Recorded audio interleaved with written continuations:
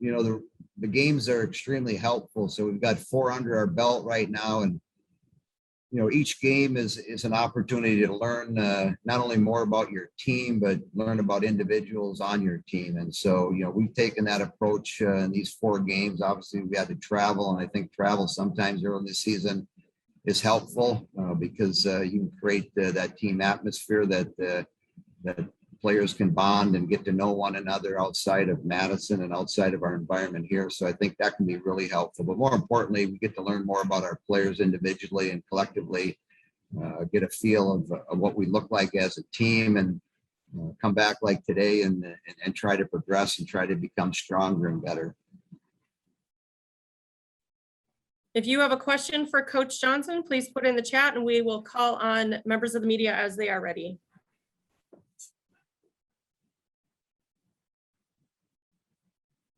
And we'll start with Todd Maluski. Hi, Mark. I'll be smiling more by the time we get to the games on Friday and Saturday and Sunday, right? So I wonder what you missed most about not having fans in LaBahn last season, and how you get your players. I'm sure your players are a bit anxious to have that happen again. How you get them to maybe rein that in, or maybe you don't want to.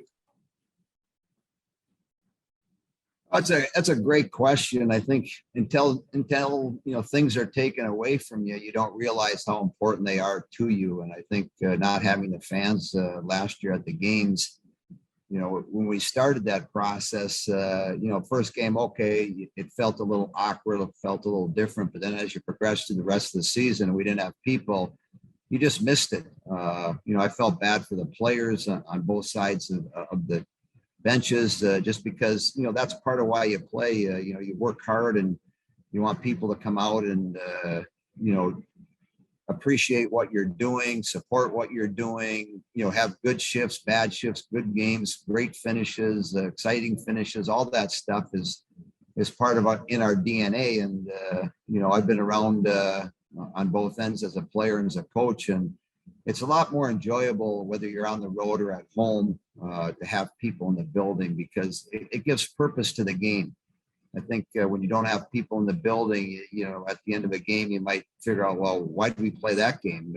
But having people in there, and whether you're on the road or at home, really gives purpose to the game. And especially for us playing at home the last bunch of years, our fans have really come out and supported our program. And so it's just fun for our players. I'm sure it's fun for the players' families to walk into the building. I know the opposing team and their coaching staff and their players appreciate playing in front of the crowds that we're able to put together in LaBahn. So, we missed it. I think if you talk to some of our fans, they miss coming to the games. They like to be entertained. They like to, watch us play and watch us compete and watch these players get better. So it's a two-edged sword. We missed them and they missed us, and Saturday afternoon should be really fun for everybody. We have a question from Megan at Wisconsin Public Radio.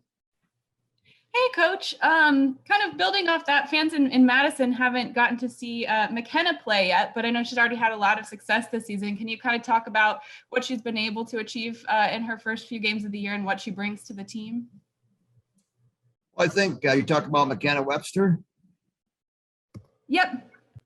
Yeah. And so, you look at her, you can throw Casey in the same window where, they didn't have what you call a normal freshman year last year. They played 21 games and won a national championship, but uncharacteristic of what normal freshmen go through. So I think this year being more comfortable in Madison, being more comfortable actually getting to go to classes, went to a football game earlier in the year. And so they actually get to be freshmen. And I think that's been extremely helpful. But I think, as most coaches will tell you, when our players come back to start their sophomore year, they're in a better place. They're in a better space. They're more relaxed. They're comfortable. They know what the expectations are, and they generally play better.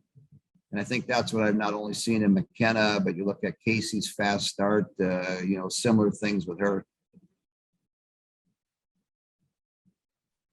Further questions for Coach Johnson?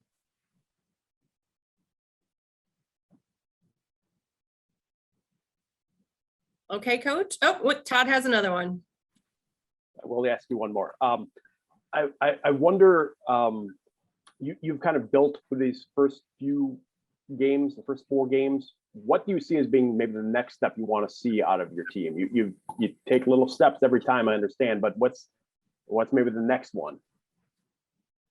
Great question. To me, the big thing is consistency. Are we consistent from period to period, from game to game, from weekend to weekend? And so we got tested with our work habits this past week out of Merrimack. The rink was very small. They were very competitive.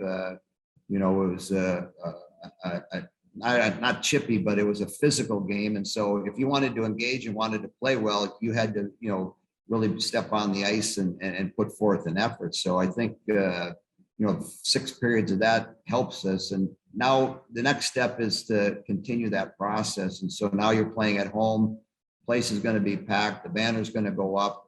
How are you going to react to all of that? The ice sheet's a little bit bigger. It's our first conference games. And so just step back and what do we need to do? First thing starts with our work habits. Are we going to work for 60 minutes Saturday afternoon when we play St. Cloud? Are we going to do the little things that we continue to talk about and do them at a higher level? And so that's the fun part about the game. So Saturday at 4:15, I'll be able to look at some video and say, hey, we did some of these things really well. What do we need to do to progress? So, in 15 minutes, I'm going to show the team video of our game Saturday, and we did a bunch of good things.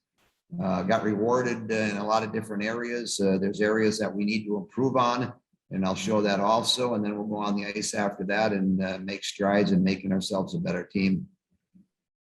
And we have one final question from Brian Pozick for Coach Johnson.